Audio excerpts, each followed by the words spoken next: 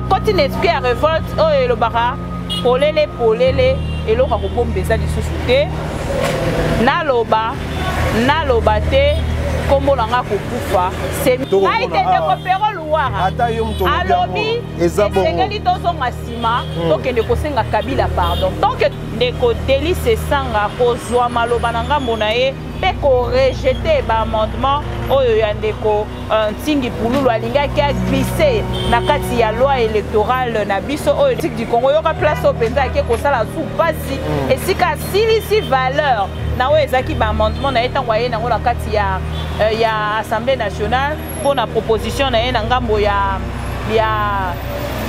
loi oyo électorale akei bongo na kotalisa koloba ke même moto akozwa bokonzi mwasi na ye esengeli azala bongo congolaise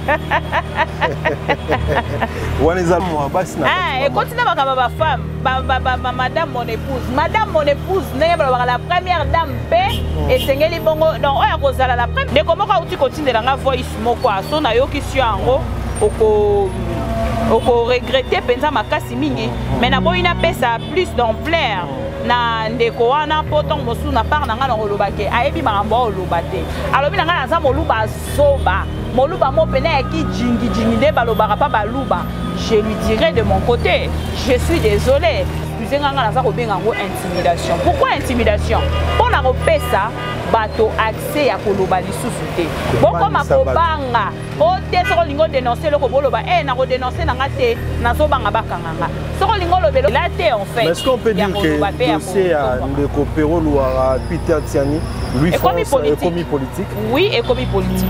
Kanga bango te etali biso te biso tokotikala kaka kokumisaka ndeko moko asali analyse depuis poto nalingi na commenter sur yango na lobi maintenant so na bina landela bien au monde ntango mosusu baza na baproblème moko ntango mosusu personnel alobi nini alobi okonstate na plateau wana ekomi plateau moko musical ndeko alèche mpe fo aleka ndeko innocent alekaki Kofi Olomide alekaki etikali mpe ntango mosusu wenge 4x4 mpe kende koleka c'est-à-dire aokoka su kopose mpenza koyamba pena bainvité moko mpenza ya qualité oyo bakoki kopesa bapoint de vue na bango depuis que position na ye eza dévoilé.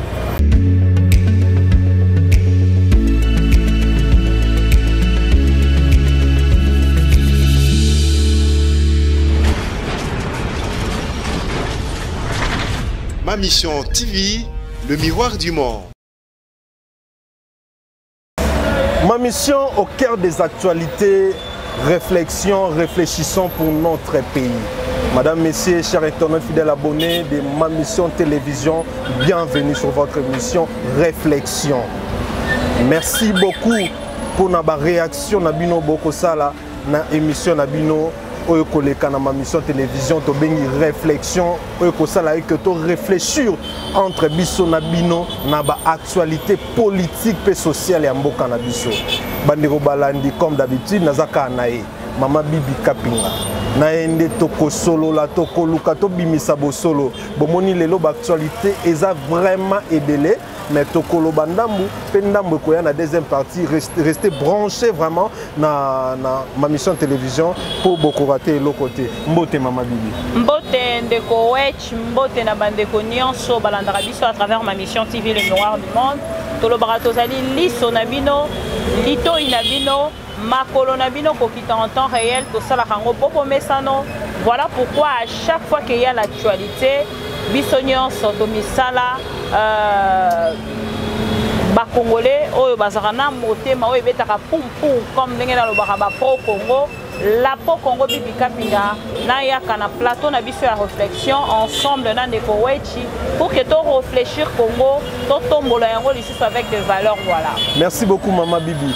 Actualité ezali ndeko Pero Luara tisikoyo akangami na Lubumbashi ayaki te ba vidéo bomona kezaki tanga bandaki ndeko kende akangami na Lubumbashi parce que awa mandat d'arrêt ekozela e kaka et bomoni émission otiko sala comment est-ce que ndeko mwana mboka abangité ako continuer koloba vérité biso na Ma Mission to pesi longo nya mingi pour na vérité et eza toujours na monoko arrestation topé mandat d'amener bangisi était mon mboka ko dénoncer toujours la vérité ou ba congolais banango besoin pour esunga ba kondia mboka bakamba malamu makambo ke na malamu ndenge moko na bande ko tout lui France Luzikisa ndeko Peter Tiani baza toujours ko batama po ba ko banga soki ba bimba ko kanga bango.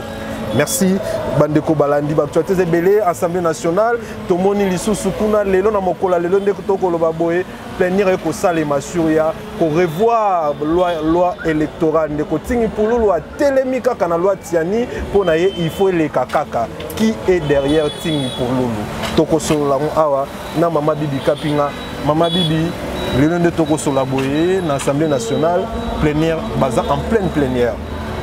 Alors, la Kati Assemblée, tout le monde est côté pour Loulou à Télémika, quand la loi Tiani, il y a des pères et des mères.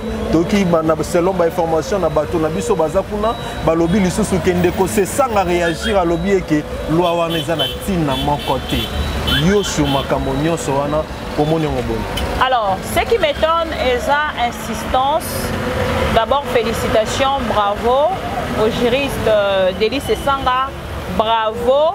Na bandeko nyonso baza na Assemblée nationale mokolo ya lelo surtout na G13 par rapport à maturité politique au ba manifester mokolo ya lelo omoni que pas plus tard que quelques jours bato ebele ba bandaki déjà ko réagir à propos ya sujet à likambo ya loi de père et de mère boyebi bien que loi wana ezali loi moko ba proposa depuis un moment ezalaki loi ebandaki na maboko ya ndeko Noël Tiani apesi na ndeko Ntingi Pululu oyo azalaki pe na FCC un bon matin a commis les bébés chéris les chouchous il y a union sacrée yé moto bandaki même ko dénoncer bato bandaki ko somba mana union sacrée les lots il y a commis les chouchous de l'union sacrée pourquoi parce que ndeko Ntingi Pululu akei bongo na ko ya na loi oyo to bandeko benga bongo loi likambo atali nationalité to pe likambo etali ba institution na biso to pe moto ya bokambami ya République démocratique du Congo na moto ya botami bongo na papa congolais pe na maman congolaise.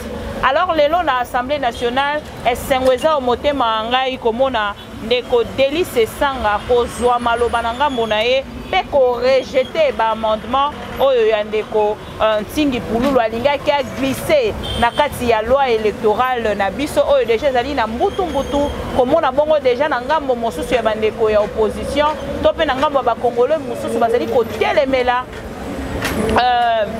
loi électorale ezali ko lamba mabongo na kati ya Assemblée nationale. Alors lelo to pesi penza maboko pe longonia Nandeko Delis Sanga pe G13 Mobimba pour ne pas seulement citer Ndeko Delis Sanga pour akoki koya kozwa maloba na kombo ya G13 T pendant que bango se basent ensemble.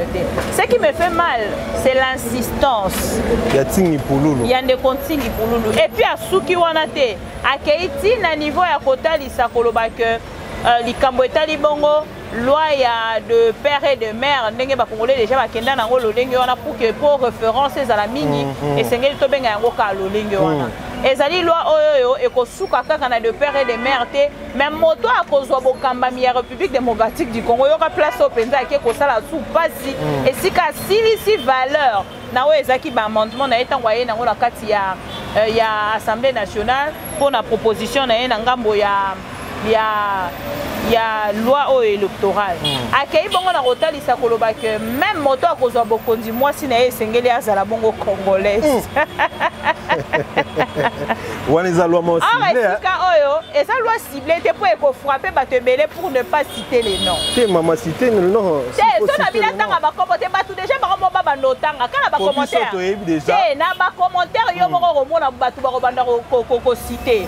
Ce qui déjà l'objet qui est insistance il y a loi ozala congolais et puis moi si na yo et continue ma femme madame mon épouse n'est pas la première dame paix et sengeli bongo donc oya kozala la première dame tant mobile ya reçoit pouvoir topé moto à postuler azala congolais de père et de mère et puis moi si na épée azala des nationalités congolaises. Ça va choquer beaucoup de politiciens. Et qu'on frappe en désordre. J'ai très aboyi qu'on risquait au moni keke mort na rokoya. Parce que batali yango na moni ndeko Delis Sanga a réagir na tweet na là 20 quelques minutes. Notre système électoral n'a pas encore atteint la maturité d'avoir un code électoral fournissant un cadre légal et réglementaire stable, ce qui présuppose un large consensus politique. C'est-à-dire, donc, et ça moi pas si en fait na katia il y a loi nabiso électorale et ça makambo belé za kozanga. Déjà au bazali kosala o tala ba contestation. O bazali kosala o tala niveau bato bazali côté les yango.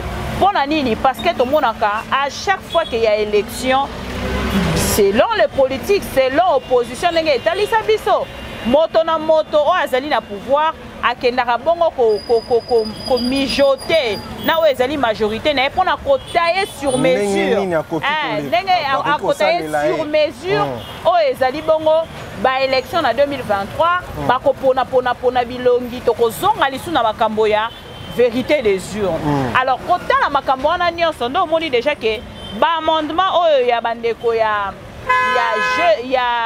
ndeko singi pululu ndo moni bongo batelemeli yango na G13 o ezali groupe parlementaire de 13 o batelemeli yango. Pourquoi? Parce que ezali déjà proposition alors ezali déjà ko sala passer lobby ça qui déjà et comment donc que de brisquement na kati ya makambo etali bongo ba élection ba kene na ko glisser biso yango to loba ki déjà ebi ke moto yo batali sa penza za raviser makasi ezali ndeko Moïse Katumbi de mutuna na ngeza wana mutuna na ngeza boye mama ndenge nini tango ndeko tingi pululu ako telema pona loi wana to komona bandeko ya G13 ba ko réagir.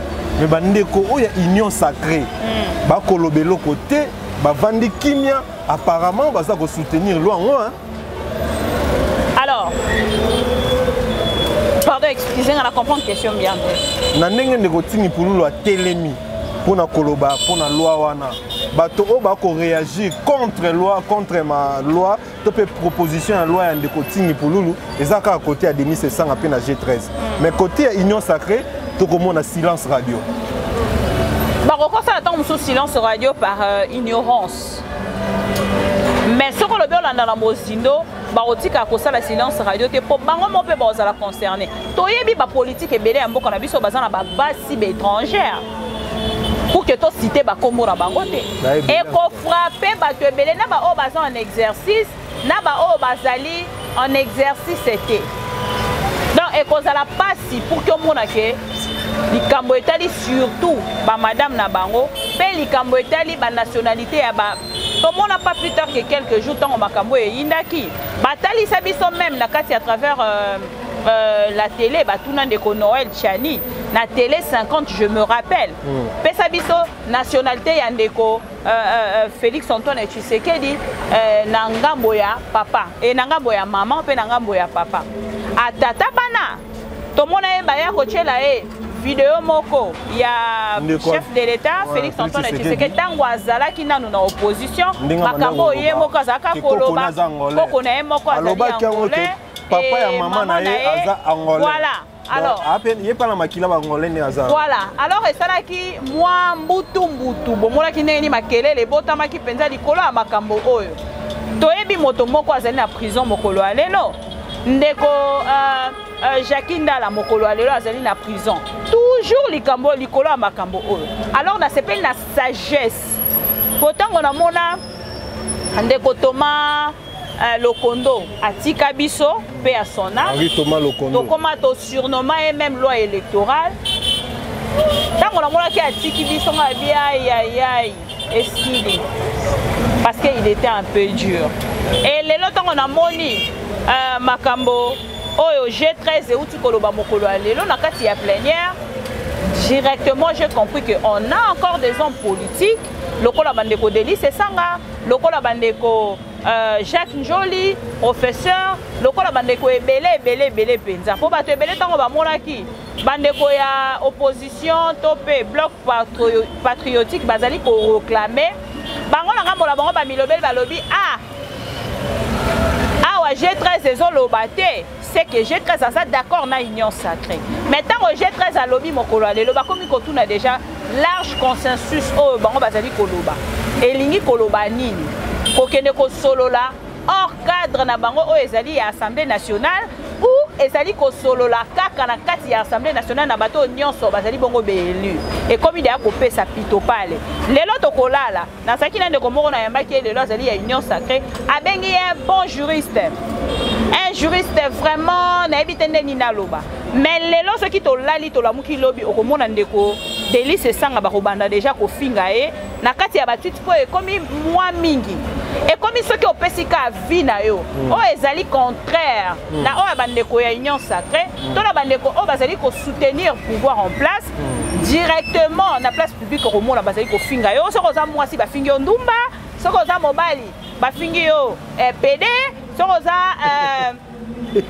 journaliste ba fingi yo journaliste moko atanga na balabala il faut kaka au soutenir et moi de mon côté nazaki muto na kokai ko banda tango musuko sala ba réflexion te mais mokie on nazali ko zona kati ya politique et kolisinga là je parle j'ai des chairs de poule je m'y attendais jamais que na koki ko zwa pe tango mususu moi mayele mokie na kati ya politique congolaise oyo koki ko pesa nga tango mosu réflexion o na ko zana ngo lelo mais merci beaucoup na bato nyonso bazaki ko encourager nga maman Bibi il faut lobela mboka maman Bibi il faut lobela mboka ndeko Félix Antoine Tshisekedi azali mabete ndeko Félix Antoine Tshisekedi azali problème te mais le problème bato belé bazali ko accuser mosusu bazali ko lobela entourage ya Félix Antoine Tshisekedi mosusu bazali ko lobela ndeko Félix Antoine Tshisekedi esengeli abeta loboko na mesa ndeko moko uti kotindela nga voice moko aso na yoki si yango oko regretter penza makasi mingi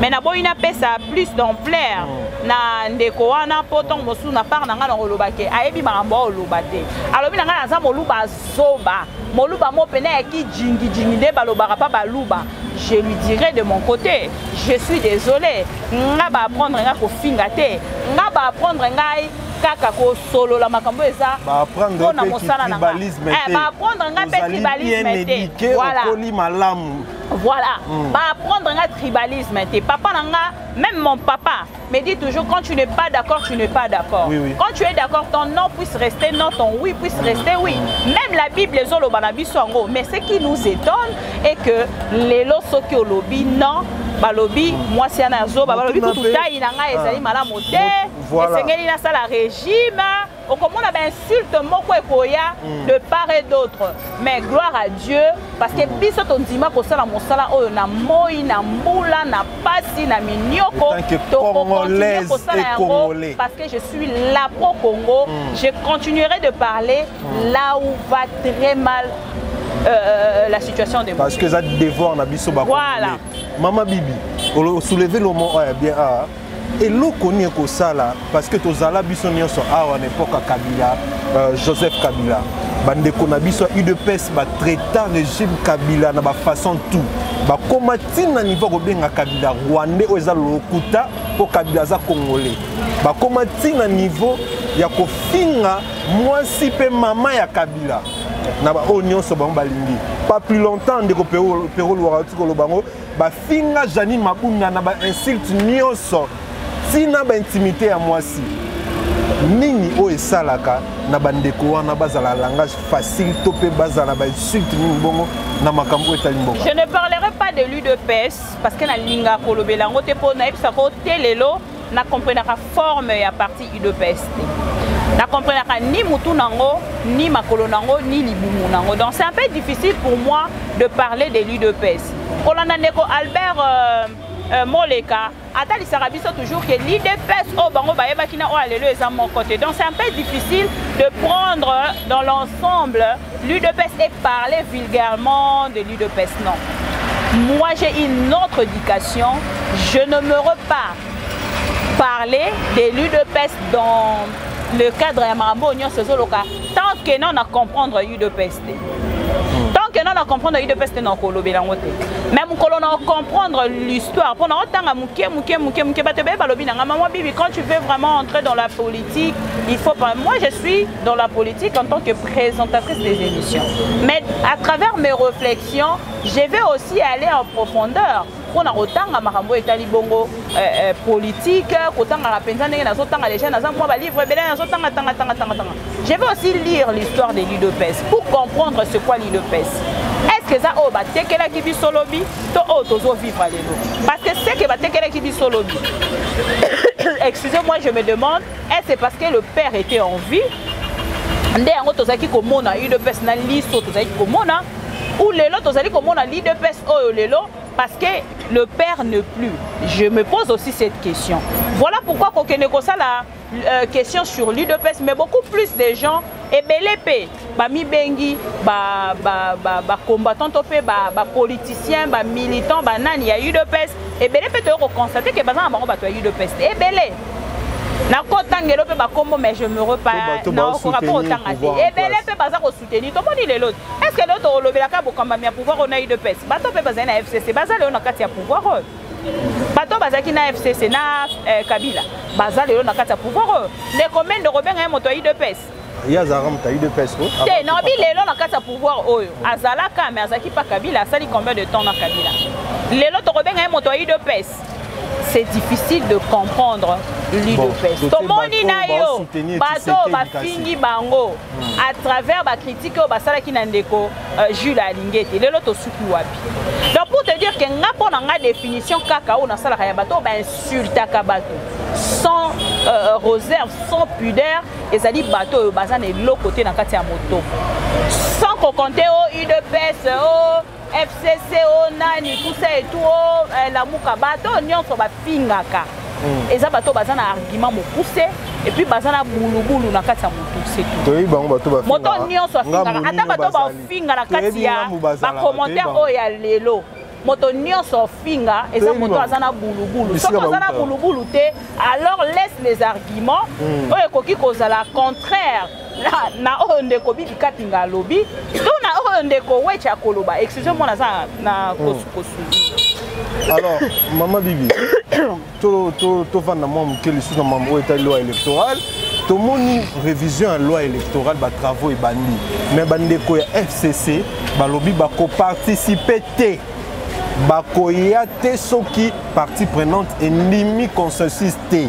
Si on est maman est-ce que la loi n'est que ça sans participation de FCC Topé y a la mouka? Ce qui m'étonne lelo baotalisa Kabila pas salaka bisopeto salaka bongo même Kabila salaka na monia même président et assemblée nationale de Komboso, je dis bien président et assemblée nationale. Aloba liloba moko ya lolenge wana natanga Kabila babanda ko sala ndenge wana soki lelo pe bango bazate donc c'est-à-dire nyonso oyo esalamaki lobi natanga Kabila tokomona ngo pe na kati ya régime ya mwana mboka Félix Antoine Tshisekedi et c'est ce qui nous étonne tous tolo parce que changement on de Félix Antoine Tshisekedi a prometaka ba policier tant oiseau marché changement on de Félix Antoine Tshisekedi a prometaka ba étudiant ba élève ba professeur ba fonctionnaire ba policier na lobby déjà li kamba ba policier to retrouver on a moment nini faut akoya na ekala makambo oyo akosala ka makambo oyo Kabila salaki pourquoi na lobby yango parce que tozo komona bandeko ndenge bango moko bazali kotalisa Kabila salaki biso pe tokosa natanga Kabila ezaki ndenge moto moko ta bengi nga na appel normal pendant 30 minutes Bibi Kapinga pero luwaka la kisa aéroport eza biloko Kabila tikela kibiso mais bino bozo sala nini Kabila tikaki bino sikotongo boye bo sala nini Kabila tikaka pe na réserve d'échange mbongo moko ezalaka mais bino ko sala ki na mbongo na nini mbongo nanu ezalaki possibilité ya kobimisa ko sala nango ba dépense ya ba makambo etali bongo banzela nini tout ça et tout mais na likambo etali aéroport international ya Njili pour na kosala na est-ce que bokoza na obligation ya ko rappeler que Kabila mutati kaka on a plus l'intérêt ya lokwa ngana na ndako libala na kutiba na mbanda na koyebisa bango te que mama bino atikaka kito ya kotoboka parce que moi j'ai besoin que motonya sokoya na kata ndako na biso kuta salon na biso kitoko on air moko ya makasi ezonge pa na nga mwasi ya libala je me reflue parler de la personne qui est passée na rolobela nga muto na komi wana na kati ya ndako mais à chaque fois quand vous voulez nous prendre Kabila comme référence c'est que Kabila zema bête neto moni de kopero Loire akei na part na ekolobake na nyonso batekela ki biso na ba opposant il y a eu de pes kotalisa ke Kabila azali mabe kotalisa ke Kabila azaki boye Kabila azaki boye Kabila azaki boye bango bazaki ba détourneur bango bazaki biyibi bango bazaki boye mais kotala o nyonso ezokoleka c'est plus pur que Kabila na obligation moko kaka ya ozonga sima pe koloba pardon Kabila tout le monde entendela mo to ata yo mto alobi esengeli tozonga sima tokende kosenga Kabila pardon tant que tokosenga Kabila pardon te makambo nyonso oto akizaki pa Kabila tant que tokuti yango a siko bato ba condamner biso est-ce que tokende na kotelemela bango te toko accepter yango parce que toza kosala référence Kabila na chaque pas ya makambo nyonso bazali kosala. Merci beaucoup mon mboka. Alors, na kolinga vato kota na meya culpa ya ndeko Gilles Alingeti tolobela nanu ndeko Pero Luara ndeko Peter Tiani ndeko Louis France Kuzikisa lolenge nini bandeko ba komona na te parce que menace et mati lisusu makasi famille ceux qui paient famille ceux qui payent mon ministre baza vraiment déterminé ya kokanga bana mboka ko bwaka bango na boloko pour la likambo elekaki la fois passée. Tout le monde de Pero Luara côté à Lubumbashi, lelo a se déchaîné à lobby lisusu ba vérité mingi makasi si manayo kolanda vidéo d'abord yande Pero Luara o analyser nini okolobani kolanda vidéo yande Pero Luara elikola kisake a koti siko d'esprit à révolte a koti d'esprit à révolte o elobara polele eloko kobombeza lisusu te naloba te kombo nanga kokufa c'est mieux naloba pour que nakufa une bonne fois pour congolais oyo ekoya ya ndenge tomona ndeko Franck Diongo atalisa biso lelo oyebisanga ke ndeko Franck Diongo par exemple Eliezer Tomboyo oyo bakota prison okoloba ke basus na bomo ya prison bana ngote ndeko Mike Mukeba okoloba ke bana bomo ya prison bana ngote preuve ndeko Mike Mukeba tous ces derniers temps tant azali ko kena procès okoma muto ya liboso elikoloba ke likambo ya prison eza ko bangisa penza mingi te mais ko ngala ngambo mosusu na otalisa tant azali ko kanga baninga pona ko mema bango na prison to bandeko no ba Congolais ko mema bango na prison de yo moko ozolo banini e matisa audience na yo ou ekokitisa audience na yo et lorsque ozoka muisanga eza que kaka bandeko na biso ba journaliste nde ba oza bato liboso ya ko tweeter Pero Luara Peter Tiani Louis France aux arrêts Pero Luara transféré à la prison de Makala Peter Tiani et nani bakozala bato liboso pe el nini ndenge na tuni honorable nani invité moko na yambi alobi nanga lelo tokoma ba journaliste de opposition nga tuni na question na tango Kabila toutes les chaînes de télévision ont accepté de journalistes soi-disant engagés entre parenthèses beaucoup excusez-moi oh les journalistes engagés ozomone balobara oboti mwana oboti motema te lobby na tango Kabila ba acceptaki ba journaliste engagé croyant que ba journaliste wana engagé ba oza liberté ba kozala na bazali ko défendre en fait bazali ko luka ko se déterminer na combat wana pona ko zwa liberté na mosala na bango et komona pe bato bango bazali ko défendre na bango ko yana eloko asika mais tant ba journaliste wana lobby ba benga bango ba engagé ba accepter bango ba betela bango maboko lelo batali ba bite o ka to telemaki wana to ko retrouver ngo lisusu awa non nous devons pas rester silencieux nous devons maintenant s'élever encore une fois pour continuer combat pour eza musala na biso bokoloba ke ba journaliste ba kombo opposant je ne pense pas Pero Luara nga na ko benge jamais journaliste opposant Peter Tiani également Louis France non plus parce que bazali ba journaliste ba sala kamosa na bango na voix o esengeli ba yoka makapa population ba pesa ka information en temps réel na ndenge esengeli et lelo voilà et lelo ce qui balali balamu ki balobi ki ba sala critique na lolenge pe esengeli nga na repenser te que to vanda pona koloba que eza regret o mutu nyonso azosala tomona ko honorable député national Léon Mbalemba tango ale karalobi ba diaspora o bazali pembeni ya chef de l'état o bozali ko sala biso ezali normal te pona nini ka bino je ne vois pas côté moro batali sarake papa Nembalembe sengeli bongo bakanga pour lobi ke ba diaspora o wana bazali ka kolia pembeni na président Félix Antoine Tshisekedi. Je ne pense pas et je ne vois pas. Moi de mon côté na ko soutenir bandeko na biso na pe baza bango mon côté to moni na ngambo ya Bumba bakangi ba chaîne ya radio bakangi ba chaîne ya télévision na ba est ya République kuna ba journaliste belé baza ko kufa to lobelaka yango te misu c'est ke bakangi bango misu c'est ke akendaki reportage babomi et ainsi de suite. Et dans tout ça ce qui te vanda kimia ce qui te relobate ozomona ke na nyonso ezosalama nga pona nga boko excuse nga naza kobenga ngo intimidation. Pourquoi intimidation?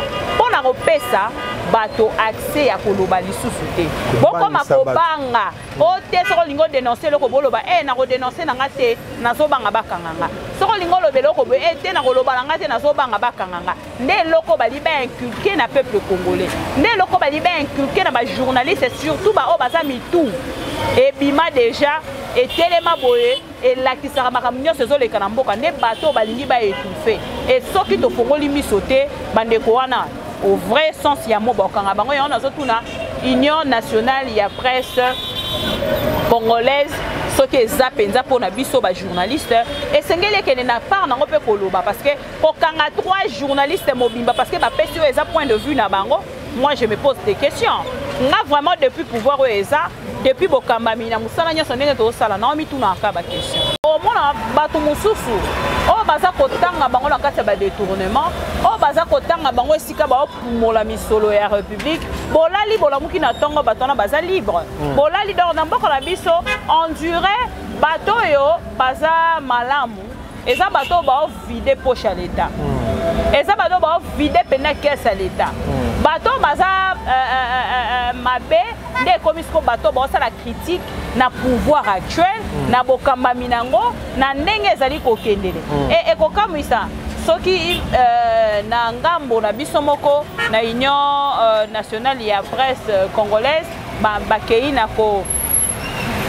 kotombola penza oyo ezali presse congolaise te po tomoni déjà to élévation ya jet aux journalistes en danger et puis si pour la les arrestations à journalistes, les intimidations, les menaces, les arrestations au Romonake et Kotali ça déjà quelque part Bokambami Amabe ou Ezali mais est-ce qu'on peut dire que et si ka o Barotali ça des journalistes c'est à la silencieux ceux qui journalistes ça silencieux et bako pesa enzela en fait. Mais est-ce qu'on peut dire que le dossier de Kopero Louara Peter Tiani lui France est commis politique? Oui, est commis politique.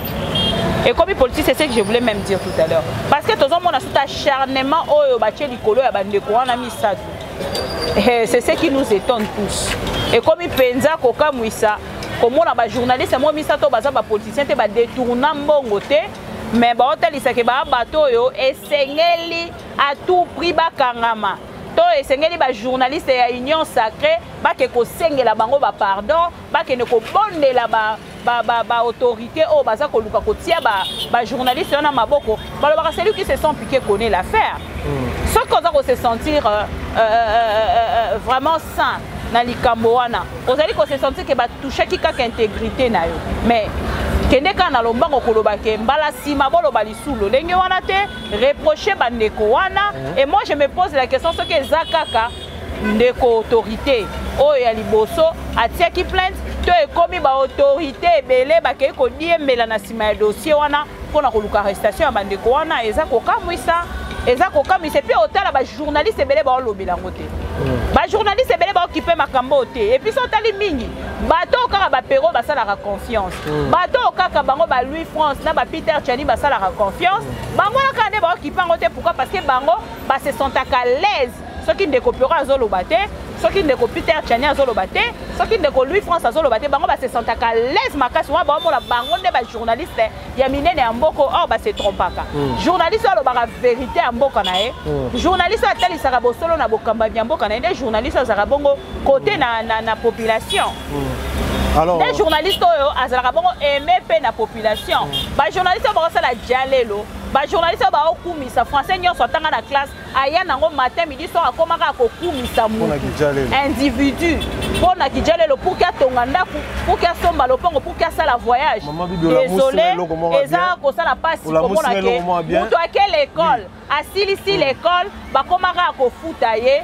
Donc salaire na ye akoma ko futama pona ko kumisa ka ba politicien c'est regrettable. Na compagnie vraiment loko loba. Tomoni mokonzi ya mboka to na mokonzi ya mboka kuto tomoni DGI. Et tu ko publier biso awa que a sali recette à $1,500,000 na mois d'avril. Ba journaliste ozoloba wana bango nyonso bazu yango ba publier yango. Exemple roi ndeko Christian Bosemba a publié yango. Kolo mona ye Christian Bosemba kiti na terrain penza na population boye. Ake ko zo micro na ye. Copé sa population, que tout na vie à population. Konenga zana rokende pe, ba pesi peton monsou quelque chose, poton monsou financer population pour qu'à répondre bien. Mais mon colo pena ye a kokita na terrain. Azu micro na ye, a posé à sa analyse na plateau te. Azu penza micro na ye kiti ndenge biso ba bibi kapinga to kitaka. O kiti na terrain que non nous cause la proche ya population wana. O solo li na population. C'est ces jours-là d'être au BTL Maboko Tolobi, c'est un bon journaliste. Au-delà de tout, ce n'est pas un journaliste, c'est un Israël Mutombo. A-t-il $1,500,000 wana ya recette à DGI, mais depuis makambo bande kuna bango e bandi ba kolobate to kolobate parce que bayoka na kate basaka hypocrisie na politique na nani na télévision bayoka na kate bakoma na ba guerre. Dans le sens, il y a biso toza bato union sacrée ndenge invité na ngana uti koloba biso toza ba journaliste union sacrée bango baza ba journaliste ya opposition bakanga bango te etali biso te biso tokotikala ka kokumisaka ndeko moko asali analyse depuis poto nalinga na commenter sur yango na lobi mais non son obi dans la bien au monde tant musu baza na ba problème moko tant musu personnel alobi nini alobi o constater na plateau wana et comme pour plateau moko musical ndeko lèche pe fois leka ndeko innocent leka ki Kofi Olomida lekaki et tu peux tomber sur wenge 4x4 pe ke nekoleka c'est-à-dire a ko kazu ko poser penza ko yamba pena ba invité moko penza ya qualité o ba ko pesa ba point de vue na bango depuis que position na yeza dévoilé. Tu vois, depuis que position est dévoilée, ben invité malonga ba oya sur na plateau. Au moins que chaîne à télévision bo sala ngo pro pouvoir. Donc opposition comme il n'a pas si roya na ba plateau na bino po ba comme pe ko banga. Babi oh jamais motolandaka deux lièvres à la fois. Ou aux alliés dans opposition ou aux alliés dans pouvoir. Ou aux alliés dans population ou aux alliés dans opposition, ça dépend. Parce que l'opposition ça sera toujours proche de la population. Au moins à chaque fois qu'il y a opposition et ça la rabasiti nango population ailleurs oh bazoka ki lobby ezali de Martin Fayuluta et ça qui population. Donc pour l'oreille ça que bandeko ba journaliste botika hypocrisie. Olingaka de côté talisa yango na vrai tolingaka ete ke boke na kokosa la hypocrisie. Tango bandeko na bino o baza ko souffrir, baza ko leka lisusu na ba chaîne à télévision te bino ezali ko sala bino esengo. Ezo sepelisa bino mwa mikolo wana boromatisa ba vue na ba chaîne na bino parce que bandeko wana baza ko lobate. C'est très regrettable. Ya otala ke journaliste lelo mingi ya union sacrée ndenge da bakaboli biso bino na part na po ba biba o ba soutenir ka chef de l'état nde ba sengeli ko voyager. Tout le monde a eu les contrats pour na ba vidéo wana ba o ba soutenir ka chef de l'état nde bango ba ko voyager na ba ministre nde bango ba ko voyager ato yebi musala mais sans soutenir ka chef de l'état te ba ko étouffer. C'est ce qu'on veut nous faire comprendre aujourd'hui. Donc ba journaliste ya union sacrée bravo na bino pour na ndenge bozali ko soutenir arrestation ba ndeko na biso misato oyo Peter Tchani ndeko Ferro Louara ndeko Louis France. Bravo na bino, le quoi espace etikali vide. Siko boko sala ba vue, bino botala ka mbongo.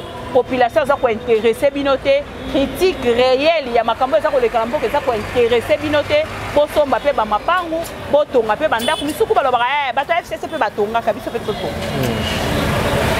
Mama Bibi pe alobi na komona nyonso o ezoleka na mboka Kinshasa mobimba ba comment on la forage. Kinshasa mobimba courant et beba pe Congo mobimba courant et beba. Kinshasa nzala eleki. Ba chege ba komi ebele. Pasi na pasi makambu tout mabe. Tozonga tosenga Kabila pardon pour auto fingela ka elobi to pour auto lobaka mabe na elobi lelo ekomi fois 3 fois 4 fois 5 fois 10. Moto moto loba le contraire. Moto moto loba le contraire. On dit ba finanga mungongo. Ba finanga mungongo. Ba finanga mungongo. Moto moto loba le contraire. Je ne pense pas que quelqu'un viendra pour dire le contraire. Dans Ozonga, na makambolobe tout à l'heure. Tout à l'heure, au solo balikamboya recette. DG. Si on souhaite ozongi na critique, bato batele meliango. Kota la to ya pauvreté o eze élevé quand na Mbujima été, quand na est ya République té, si na Kinshasa, to est comme élevé. Malgré que je ne suis pas habilité pour en ça chiffre, mais to penza est comme élevé ma casse. Et c'est ce qui fait très mal. Tant que bino boloba, bango ba vandi vient dans un article asani à publier, à encourager, batikali ba dialelo liste au moins que la valeur d'un homme est zalarana motoko zala constant. Constance wana ne salara qui mobilicité ya mutu, personnalité ya mutu et ça la bongo garder.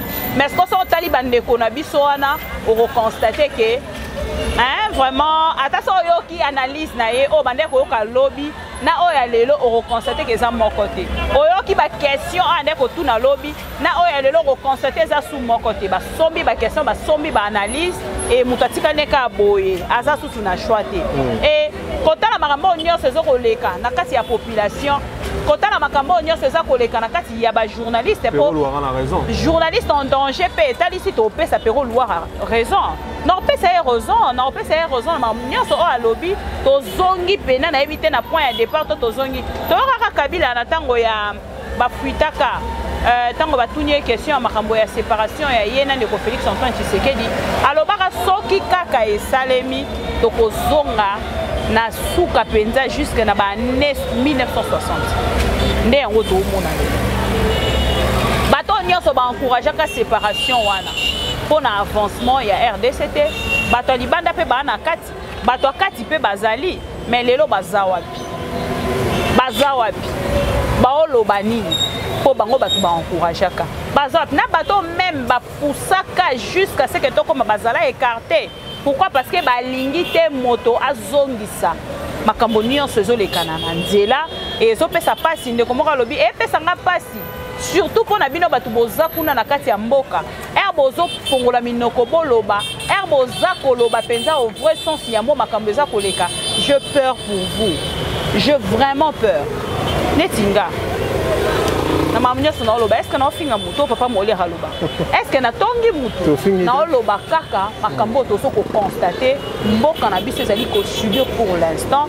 On n'est pas content de ça et on ne peut que dévoiler à haute voix à travers nos médias, à travers nos émissions, à travers nos réflexions. Voilà ndeko wechi c'est que to koloba na ndenge makambo ko kenda. Est-ce que ce qui pouvoir il y a président Félix Antoine Tshisekedi et Zuli sous mandat 2023. Bapesi bango déjà. Bapesi bango soki bazui yango lisusu. Bazongo ndenge ni parce que population va vraiment assurer. Lobande ke bazali ko kende ko tailler nuance sur mesure pour que mandat mi balé ndeko Félix Antoine Tshisekedi epesama na kimia. Mais ce que zali penza élection auto kende. Il y a population a voté.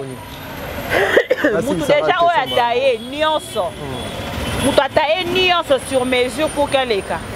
La volonté na ye moko yo participer te olinga akipe yo. C'est ça la conclusion. Mutu ataye nuance sur mesure. On a ye azwa deuxième mandat. Yo peuple OK ino ko voter to sali formalité. Ako s'intéresser na nani. Oye la bino kaka ba oyo ba otalisa biso nini kutolobi. Chile jeli. Te oyo uti ko talisa chile jeli to beta suli so na ngote se choix. To beta suli so na ngote se choix. Moyen o lobezate. O mona même son avanti. Je félicite bandeko nyonso. O bazalaka ke tanga comme o loba vérité. ya mamboka akotala ba attaque ozwa na ba menace ozwa na ba critique azozwa aomona ke même invité na plateau na ngasora ye aomona ka te ye le roi lo bara déjà bon atanga sona lobi ezala et comme moi pasi ya koyamba lisusu ba invité ningo bande koyamba kala et comme moi pasi ya ko pesa ba précision ya makambo nyonso oyo ozomona donc voilà. Merci beaucoup Maman Bibi to comme na suka émission na biso mais c'est quand même regrettable na comment est-ce que pouvoir en place et qu'on n'y a pas de journalistes sont qui koloba bongo pas si tôt comme on les a pour la vérité pas si de coopéro loa comme on a minute oyo les a Pascal Lobaki Bosolo to peut pas si de Louis France to peut pas si de Noël Tiani a comme on a Pascal Lobaki Bosolo bandeko ndenge de comment lobaka pouvoir et yaka et silaka et les kaka ya sikape yaka na féliciter les sous ndeko Jacques Njoli lelo na kati ya plénière atalisi a lobby okoki kotikela mwasi na yo tope mwana na yo ba affaire na yo moro privé cabinet na yo moro privé maintenant ozui mandat ya l'état o eza lokola députation opesi mwana na yo opesi mwasi na yo ndenge lelo pe toza komona na ba ministère mwasi ya mwana ya nani donc na ba ministère lelo comme familial elingi kolobake beaucoup ya république yango wana mobimbe ezali kosalela neti ndeko Njoli pe bokolobaka na opposition alobika oya komona alobika vérité ça fait très mal lelo omona même na ba ministère quelles que soient tes études quelle que soit ton intelligence bafouée. Allez, Gauthier, Yakamboui, Kankou, Lekela. Tu comprends? Au moins, Moutoumsou a outimbo kaka lelo. Aïe, mais bateau basaï wana liboso ne balingi ba longo la bango pour que ba remplacer. Tout le monde même de comment un comédien jouant un scénario wana ndeko ça est fiston à ça même na scénario na eza makambo ezo salema meya mimi on a ndenga comédie et ça fait mal ça choque mais soko lobby oh ya koma oh ya za mutu ya qui sabiso pété poto misana nango toko continuer toujours kolobi la mboka o babengaka intérêt général nous sommes pas là pour na kozala bajale le neti bato misusu tozana pour na koloba vérité pe ko soutenir bato ba koloba vérité lokola bande kopero luara pe bande Peter Tiani. Madame messieurs merci ya koyeba ki bozaki ebele naloba toujours so bolingi bo encourager biso bo aimer bo partager bo benga botina message ko sala biso bien ya bientôt ya mabe botinda ko sala biso te évoluer musala pour na lelo to suki awa bye.